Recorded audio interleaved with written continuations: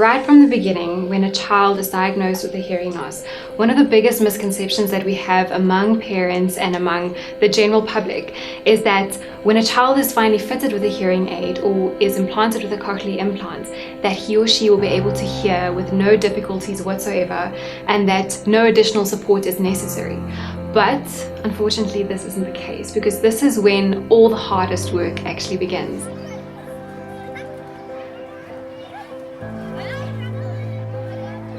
A hearing loss can influence a child's speech, language, and academic success. So we are involved with the initial assessment of the hearing loss, fitting of the appropriate technology, and we also make the necessary referrals. We work together with the child's family when we decide on the type of hearing aid that we will fit to these children, and we base our decisions on the type of hearing loss, the degree of the hearing loss the child has, the child's lifestyle, and also his listening needs. But often for children with a severe to profound hearing loss, hearing aids are not good enough.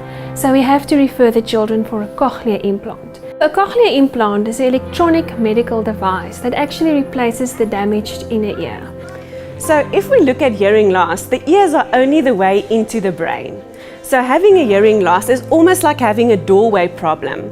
So it's really important to get kids diagnosed with hearing loss as soon as possible so we can get their brains activated with sound.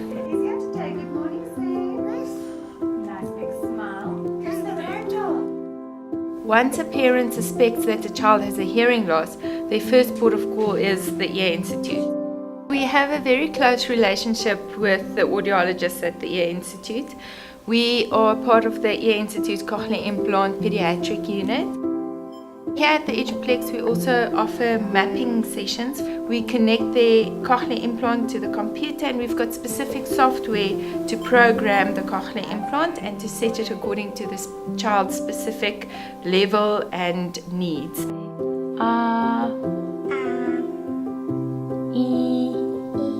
They will see Cecile for the assessment and then for the rehabilitation and the therapy after implantation, or even before implantation if necessary. The therapy that I give differ from the rest of the therapists that see the children at the school. First of all, the children are not in the school, so they have to come from outside, and we make appointments for them to come weekly for therapy. So I teach them how to learn and how to listen and how to use the devices. And I work a lot with the parents. The parents also sit in the sessions.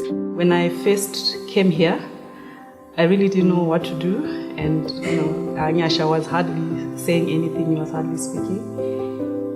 And in these last 3 years, we've made such a lot of progress, and I can see that the speech is progressing. And the teachers that I've interacted with and all the team here at the speech therapy department, they've been very supportive. Why does she have the umbrella? To support the umbrella to pull. Yes, you pull it. And then? Then Mommy went inside. Yes, she's going outside. Who's there? Wait, Who are you? I'm a frog. Are you the frog? Frog, you need to help me. Pyramid, what's your clue? You look like the house the Egyptians walked through. Okay, so at the start of every term we take in the kids' hearing aids, cochlear implants, and then we bring them up here to audiology, and then we test the devices. So after the hearing aids have been tested, we either send them back to the children, or if we find a problem, we send them to HAS where they get repaired. Okay, the main reason for me to test the cochlear implants and the hearing aid is for better hearing.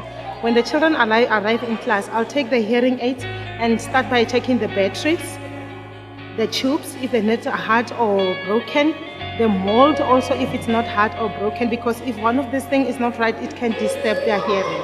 And after that, when everything is fine, I'll put in the FM to connect them to our Inspiro, the Roger, to this one, mine, and the teacher's one, for them to hear us well.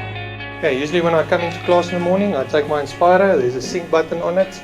I just sync with a sound field here, close to the board, then I'm in tune with a sound field, and then at the back there's a wall pilot, where usually our hearing impaired, when they enter the class, They usually sync with a wall pilot there at the back. And then sometimes if they forget, then I can also come back and I sync with my Inspiro if I see they're not hearing me in their ear. So basically the Inspiro is connected to the FM, and then they just peep it into your FM, and then it helps you to hear more clearly. It's a nice thing for me as a teacher because my voice is never strained. I don't have to scream and shout in the classroom, and it's not only beneficial for our hearing impaired children, it's also good for our normally hearing kids here in class. When he uses the Inspiro, it sounds a lot better than when they talk normally. So I don't know what I've been doing previously. I've taught at other schools as well, but I'm telling you, we are quite spoiled with this technology here. We've been very privileged to have Eduplex design their classrooms specifically for their hearing impaired children, and it benefits the normal hearing children as well. The classrooms are hexagonally designed, and we also have mats on the walls from floor to ceiling, which helps with the noise reverberation. Tutorials are sessions with the hearing impaired learners that are one-on-one or small little groups such as this, in which we get a chance to either pre-teach a lesson that is coming up or re-teach a lesson that has already happened. What makes this so special is the kids aren't scared to ask questions, they risk a little bit more, and it empowers them to in class also participate because they feel that I know what's going on.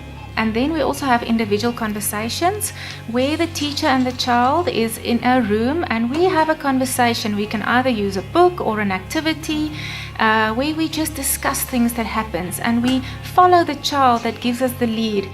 The second thing we have is small groups where we have more than one hearing impaired child in our group, and there we teach them to have a normal dialogue. Our role as assistants is to help the educators in any way possible that we're assigned to, like administration, taking classes, extra support to learners during the school, during the day, making sure the technology in the classrooms that's used to assist the hearing impaired learners is functioning correctly.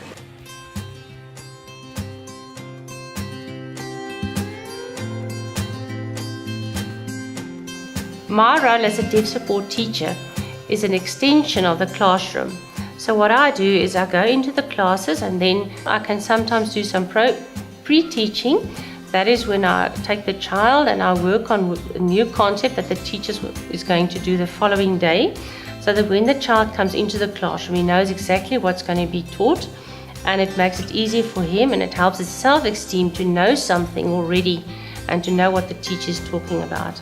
It can also be some post-teaching, that a concept that he was really struggling with that I can reteach in the office on a one-to-one basis so that he or she can really achieve their full potential at the end of the day.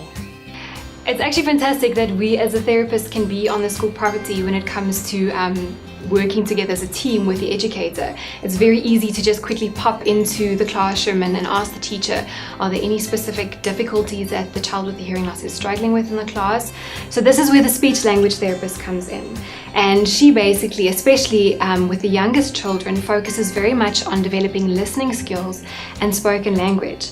And she specifically has a family-centered approach, so she works with the parents in her therapy as well to kind of guide them and to coach them on how to interact with their children on a daily basis and how she can use routines to create a language-rich environment at home.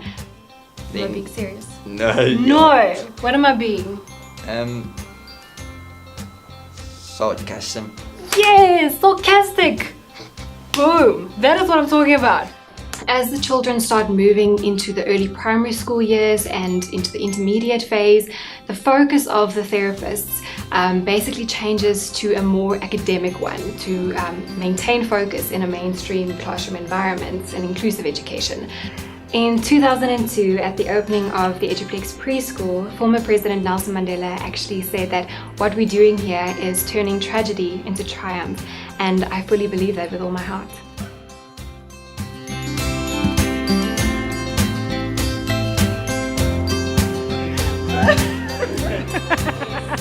Yeah. Sorry? So simple. You're going to cut the best of everything, right? Yes. Recording here.